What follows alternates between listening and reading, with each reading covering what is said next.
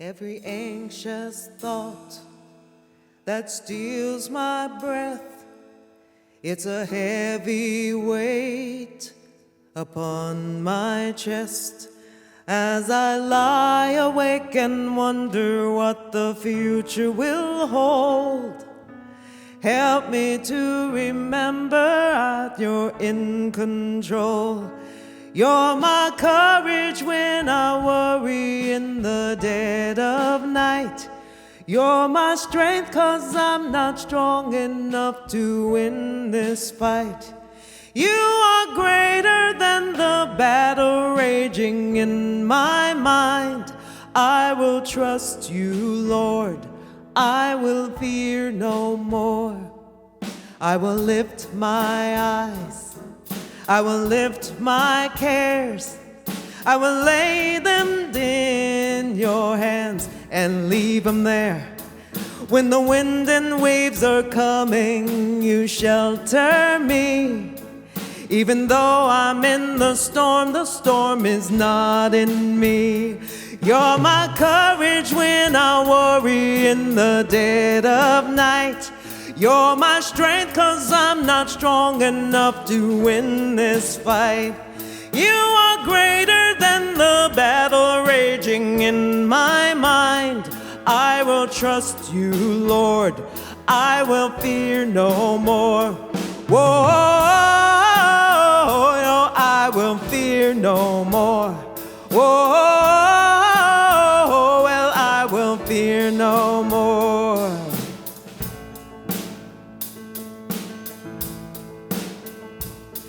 No power can come against me, 'cause you have overcome.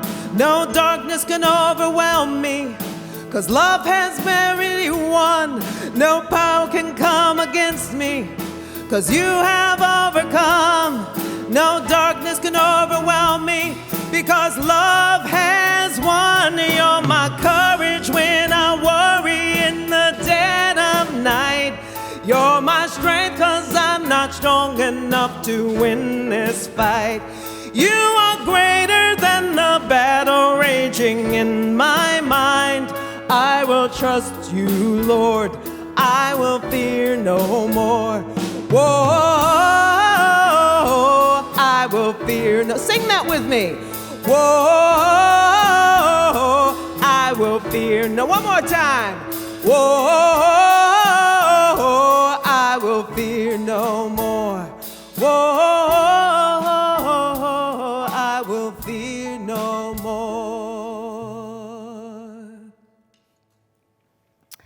Oh, man. Now, on Facebook, this will be on Facebook for a while. I'd go back and listen to that song over and over and over again, because that's exactly what I've had to do a lot recently. Being disturbed, being in fear, being pessimistic, and honestly, I would turn to and keep my spiritual practice going, and I would be lifted into that place where one of the saints said, all is well and all shall be well, because all is working out. And you know what? And then I'd notice that things started to work out.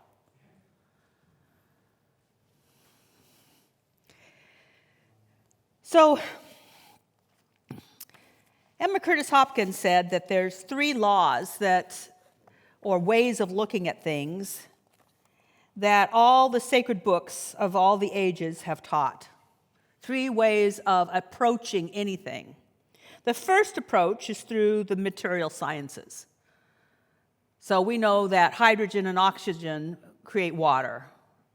We know about physics. We know about inertia. And more laws are being discovered. I mean, I don't know that there's an end to quantum physics and what they're discovering. So there is the study of effect, because it's an effect. Then she says there is the books that talk about mental science. Books from all over. In Buddhism, it was said that a man is the results of his past thoughts.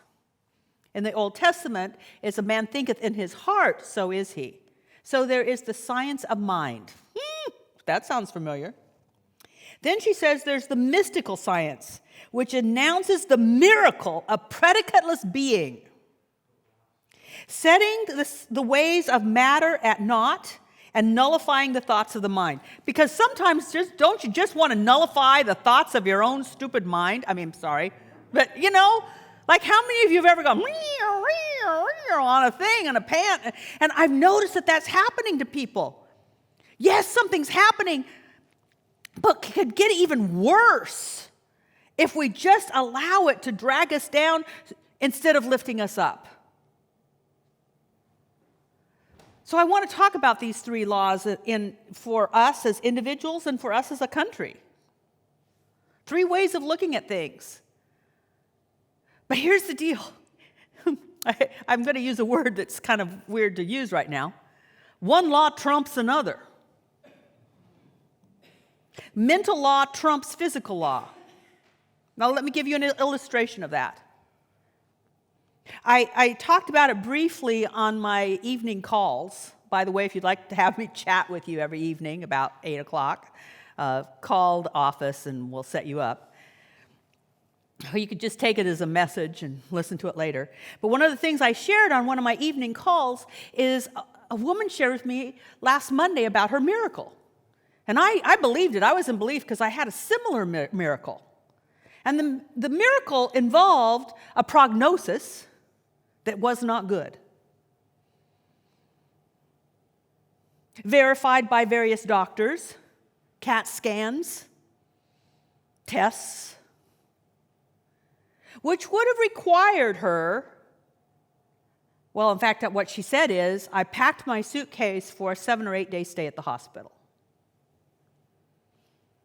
It was so, what would the word be?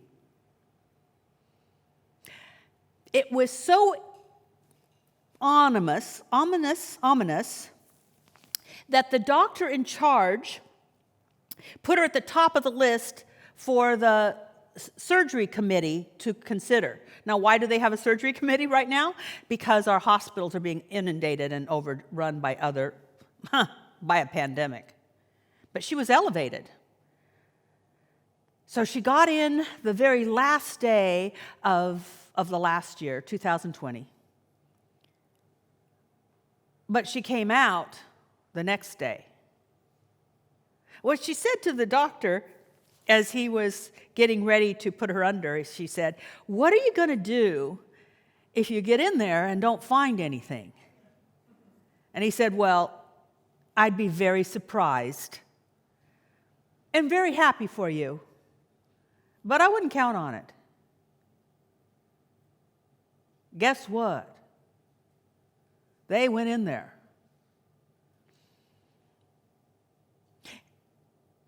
And they did find an inflamed organ, but there was no cancer. There was no tumors that were supposedly connecting to other organs. All of the things that they had seen on all the screens didn't seem to be there, although she said they did hunt around quite a bit.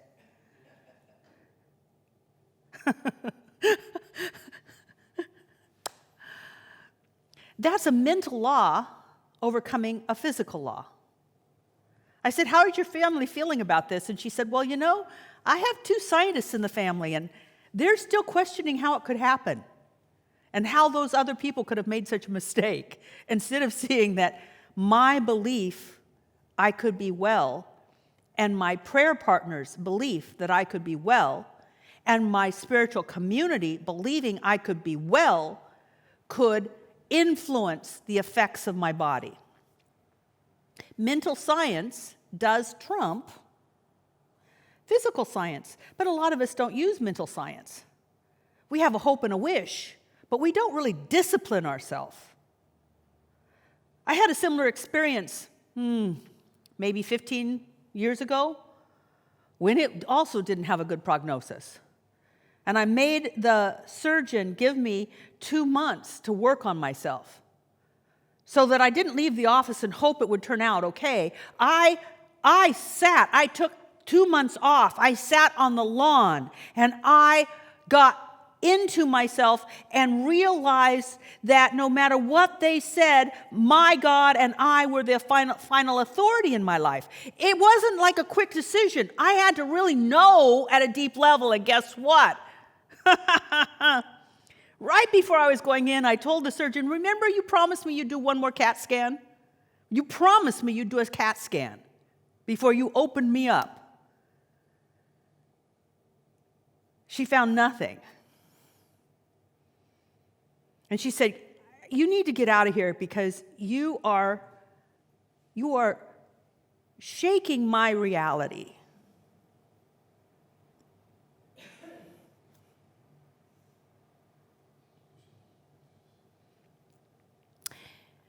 But here's the issue with mental science. It's unwieldy. Have you noticed the mind is unwieldy? Have you noticed that you can get on a tangent and go spinning out of control? Have you noticed that some people will hang on to a belief and not give it up for no matter what? That they don't have an idea has them. If you can't question or have dialogue, you don't have a mind. You have an idea that has captured your mind. The mind can be unwieldy. That's why in many Eastern traditions, part of even the beginning practice is to tame what they call the monkey mind. Because it's just flipping all over and you can't capture it. I prefer to call it the puppy mind because I like puppies more than I would want a monkey in my house. Actually, my first trip to India, in the hotel, they said, don't open the window, but it was such a pretty place, and I liked it. And so they said, don't open windows. I had the window open. The next thing I know, there was a monkey in my room going for the fruit that they put on the table. Scared me to death. And like I went to skip my fruit, and I shared his teeth. It's like, okay, so I do puppy mind because I like puppies.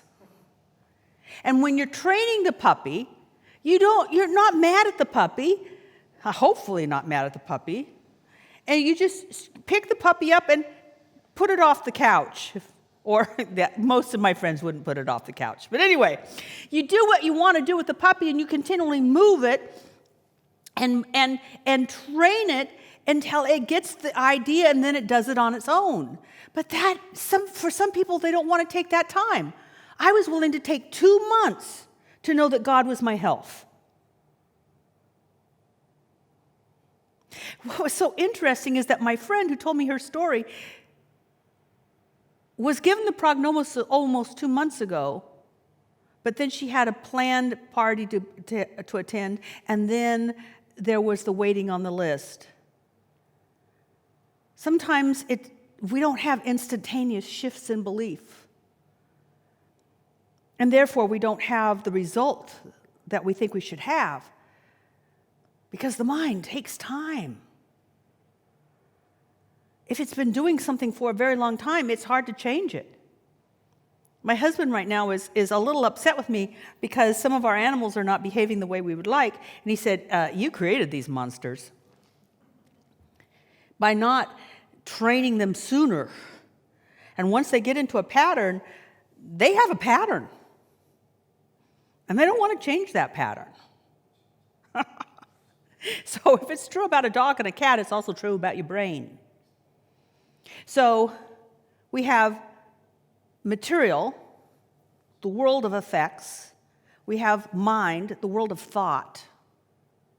And then we have the mystical science, where she says, mystical science announces the miracles of predicateless being, that which has many names and yet is beyond all names, setting the ways of matter at naught and nullifying the thoughts of the mind. Now that's a miracle, to nullify the thoughts of the mind. Whew. The theme for this month is setting yourself up for success. And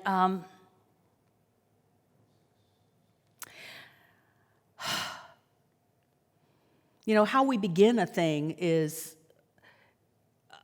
is so important. How we begin a thing is so important.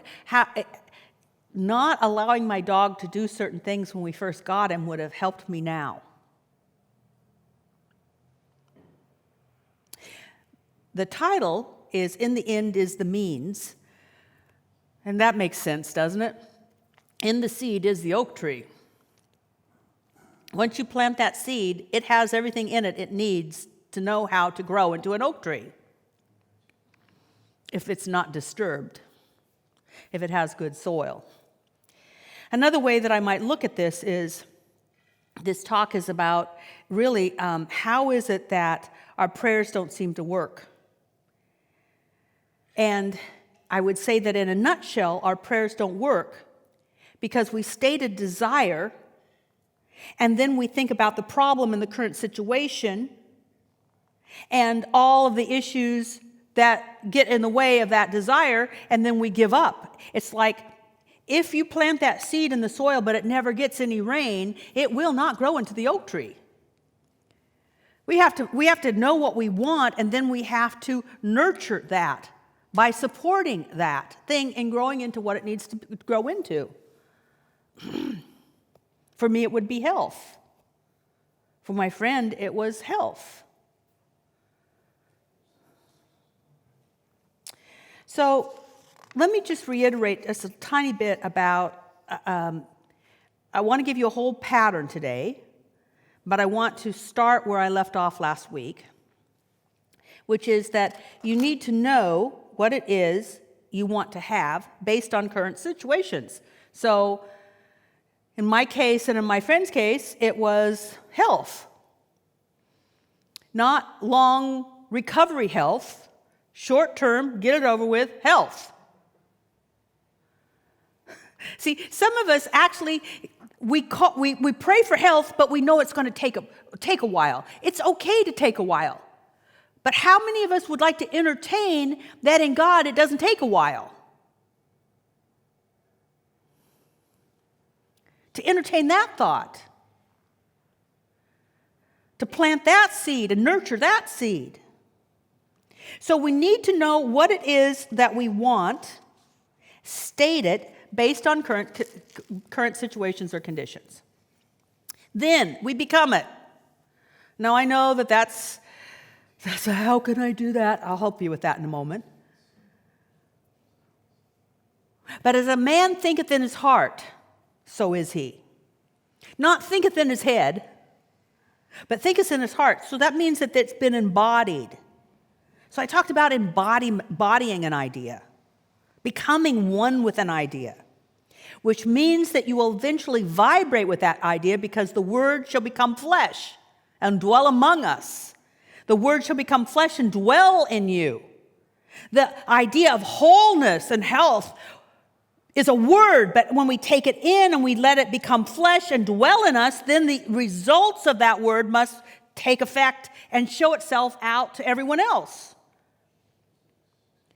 But I honestly, this is where I want to go back to that, become it. I know that it's hard to be peace, be wholeness, be secure, be loving, be free, be abundant all the time. Or when we don't think we are abundant, or when we don't feel secure, or when we don't feel peaceful, or we don't feel whole and healthy. We don't feel loving because those idiots are doing it. Whatever idiot, what you want to. I was just, I honestly think that I don't judge people much, and I am actually, and I used to judge people that judged people on the freeway.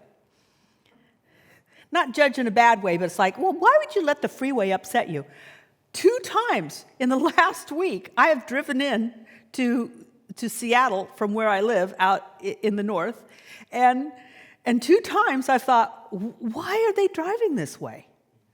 I was like, not in a bad way, they're not idiots, but it's like, can you drive a different way? I love it. Emma Curtis Hopkins says, when you find yourself doing what you've judged others for, you can finally become humble enough to change. And I was like, okay, God, you're right. I understand why people have those conversations on the freeway now. Change me. So, to mystical science, which trumps mental science, how do you let the predicateless being, I love the way she says this, how do you let the predicateless being put matter at naught, no more tumor, no mass, no nut, wow.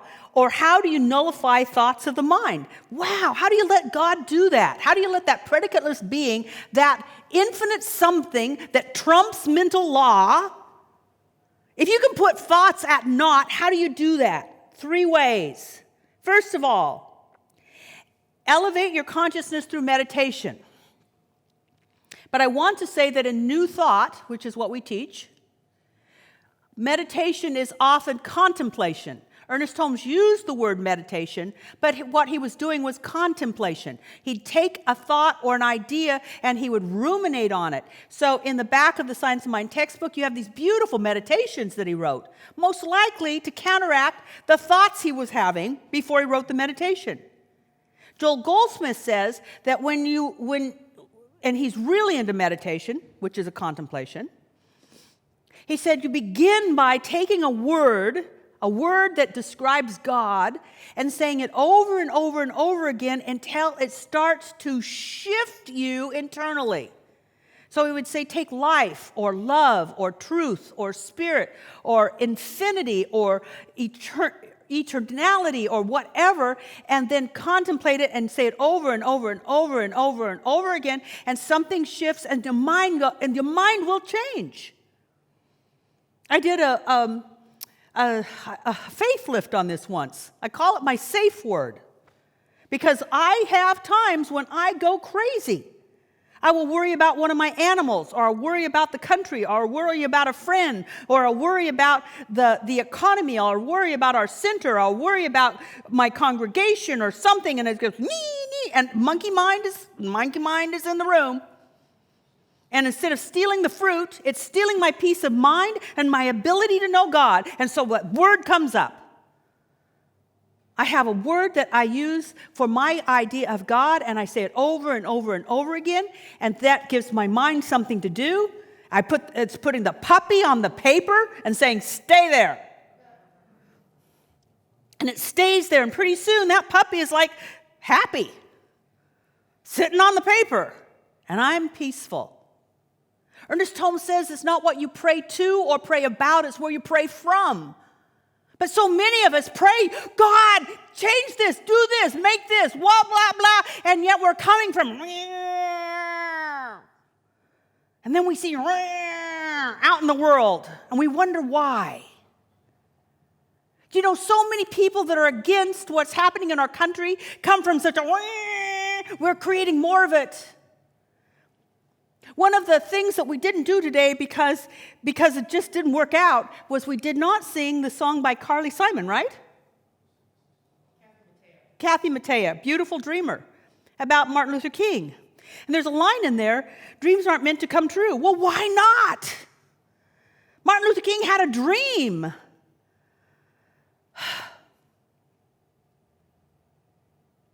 And he stayed with that dream. And that dream will come about. I'd rather follow a dream than fight a circumstance. See, we're either always being reactive to what's in the past or what's happening now, or we're being pulled by a dream. Yes, and it's been a lot of years and we don't see it yet, but you know what?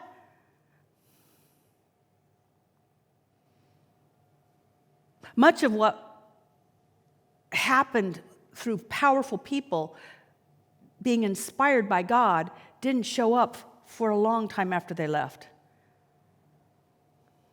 I still believe in that dream. I believe that we're going to eventually see children playing with each other and not with no labels.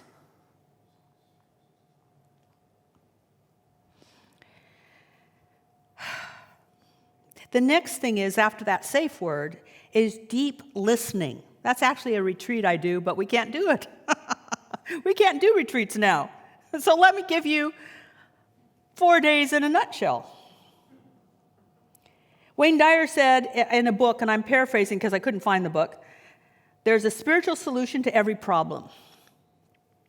In essence, if we're willing to state the problem and then listen, we will get a solution. A download will happen. But oftentimes, we're busy declaring what's wrong instead of listening for what could be right and how we could be used by God to bring that about. Number 3, be willing to be changed at depth. Dear. I'm still influenced by something that Jerry Hudson said, Reverend Jerry Hudson, when she said that she has a prayer which is, bless them, change me. Bless them, change me. Don't let me be reactionary or however we're reacting. Lift me up to the place where God consciousness can be used in me, as me, and through me. But what I noticed is, in myself, is I sometimes don't want to change. I'd rather just stuff shift and me stay the same. No. God works in the world, in me, as me, and through me. God works in, through, and as its creation. Now, how does that relate to our nation? In the realm of material science, there's laws and agreements and social terms, and let's just call it politics. In the world of the material life, there is politics, and it's right that people work at the realm of politics. I've often said that I wish more spiritual people, more people who came from a love-based consciousness would get into politics. Truly, it would shift politics. But if I was in a group of room here, if I was in a room here and you were a class and you could talk to me, and I'd say, why don't you get into politics? It's dirty. It's too, people, yeah, look at my face. Too many spiritual people think it's not good. That's because there's not enough spiritual people in it. People who would actually pray and listen before they went into a chamber, whether it's for the House or the Senate or our state government or city councils. If they would just shut up and be quiet for 30 minutes before they started arguing, there'd probably be less arguing. If they would just listen to some sweet, wonderful music and look up and say, I am willing to be inspired by ideas that are beyond my personality, we might have solutions. Now, here's the deal. Politics is trumped by mental atmosphere. And the mentality of our nation goes way before it's ever legislated. What I've been studying is that there was a vast majority of people that believed in women's voting rights before they finally allowed women to vote.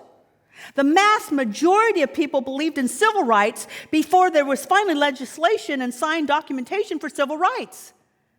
There was a huge approval of marriage equality before it finally became law. People have wanted to deregulate and decriminalize marijuana, and it'll finally take effect.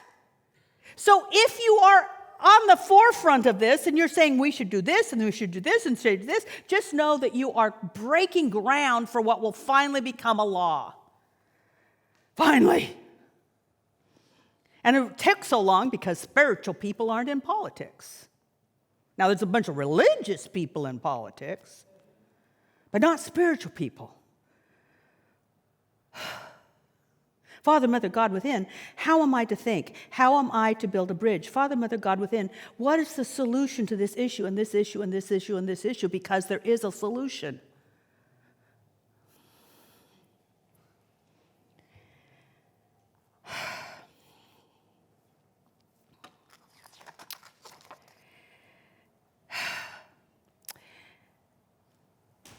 You know,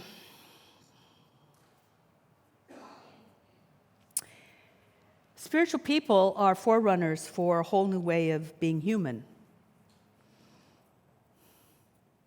I mean, you know, some of the things that we are experiencing right now were totally unimagined 200 years ago. And those ideas came through people, and they built momentum in consciousness, and then shifts happened. But I'm all about, let's do it quicker. I know that there's, in mental science and in the realm of physical reality, there's a process. For instance, when I did not have my surgery, if I had had my surgery, there would have been a process of healing.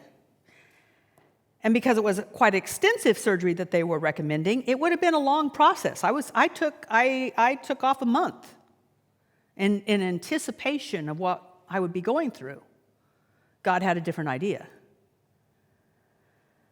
So I would love for you to join me in being a conduit for spiritual ideas. Cooperation. Less division. Frankly, I want some spiritual ideas for the solution to global warming. Now, I've actually had people tell me, well, we can't prove that it was caused by humans. I don't care if it was caused by humans or not. There's some, the numbers are in. But that's like me being told that I had a 8x10 mass in my abdomen. The numbers were in. That's like my friend being told that she has something growing in her that looks to be taking over organs. The numbers were in. The numbers are in. But I also believe that there's a spiritual solution that will come through the minds of human beings that will shift the way we do things. Spirit trumps everything. Are we willing to listen? Are we willing to contemplate? Are we willing to not awfulize? Because that's the monkey in the room stealing the fruit, baring its teeth. Are we willing to let a solution show up for global warming, for injustice of all kinds? I'm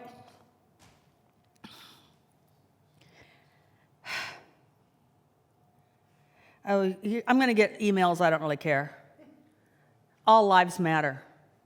But all lives can't matter until Black lives matter. Until indigenous women that are being kidnapped off the reservation, they matter. All lives matter is not going to matter until we realize that all life on this planet has to matter. And there's a mindset that says some things don't. But that mindset can be changed by Spirit in a twinkling of an eye. Are we willing to have that happen? Or do we have to go through a process? I'm all about the mystery and the miracle, frankly. Are we willing to have a spiritual solution to hate? Martin Luther King said, you cannot, I'm going to paraphrase, you won't end hate with more hate. You can only end hate with love. And some people are going to say, but I can't love it. Of course you can't on the mental level. I couldn't change my body on the mental level either. I had to be willing to have what was true from the beginning shift my consciousness. Are we willing to individually, whoever's listening to this, say, you know what, God? Man, I'm ticked off at that, and ticked off at that, and ticked off at that, and ticked off at that. They shouldn't drive 55 on the freeway, and how dare those big trucks get behind my little tiny car and try to push me to go faster. I mean, we have all this stuff going on. Are we willing to be the place where God shows up? Or is it just a platitude and a song? So that we eliminate hate. Are we willing to know that there can be a way that will solve the inadequate distribution of supply so that some countries have and some countries don't? I don't know how to solve that. But I do know that a whole lot of food is wasted in the United States, and a whole lot of people are hungry. And I bet you God has a solution. I bet you. I've been around, we're getting like this. Me and the indescribable. We got a relationship, and I know it will come through as solution after solution after solution if we stop looking at the problem and we say, okay, inform me, be formed in me, let me be the form of a divine idea. See, there's so much stuff going on.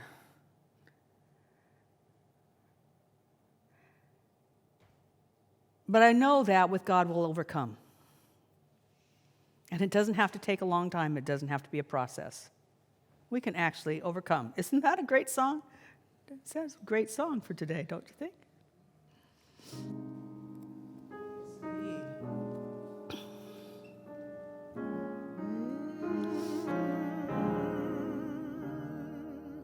We shall overcome.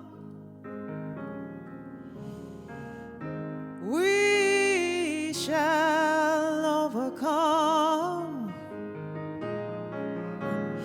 We shall overcome someday.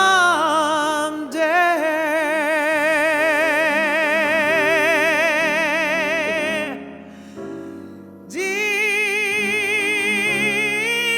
in my heart, I do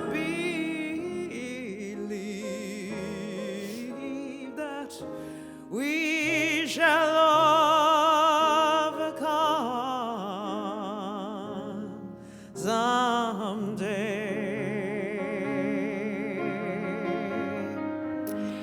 And let's just know that someday can be today. That there is a thought in mind that good things take time. It's true. A seed is not going to become an oak tree overnight. But bamboos grow pretty quick.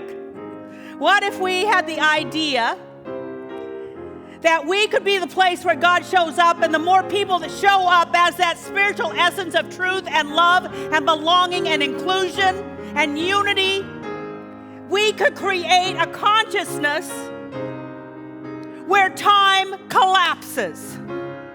And we don't see a great idea like Martin Luther King brought to us, and then 100 years later how it's finally showing up. We see that ideas come up, and we see the ramifications, and we see the results of those ideas so much sooner. Because you know what? We need them sooner. Let's just speed up evolution, because we can overcome this whole thing about time. We are not afraid. No. We are not afraid. We are not afraid today. Oh, deep in my heart, I do believe that we shall overcome someday.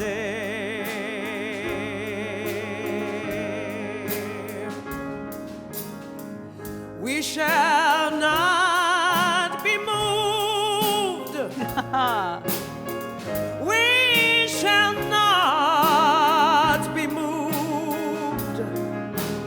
We shall not be moved today.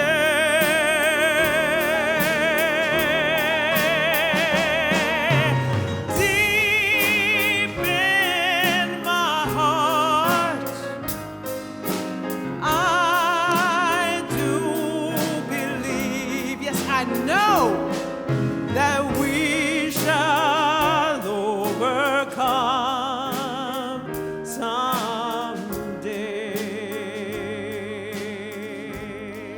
I know that oftentimes we got this cute little puppy, and it's so sweet, and we love it. And it just wants to misbehave a little bit, but we're not going to be moved. Because that sweet little puppy could become a 110-pound big dog. So don't be moved. If we're going to choose to be the place where God shows up, don't be moved. Now, people might call us, I don't know, Pollyannish or not real or oh, you're supposed to be doing something. Well, yes, I will do something when the Spirit of God tells me what to do, not when you tell me what to do. Will you be so willing to take a stand that there's a power in the universe greater than we are? And yeah, we can use it, but most importantly, it can use us. Are you willing to stand in that truth? If you are, then you got a spiritual badge on, and you can call yourself, I'm Kathianne, Spirit and Training. Don't be moved, because you know what? The world needs us right now.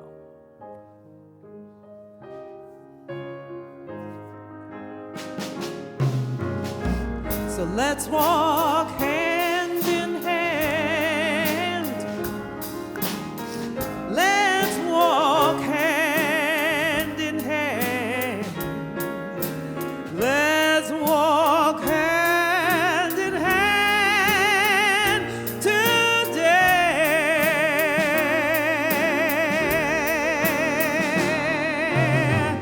Deep in my heart, I do believe we shall overcome someday.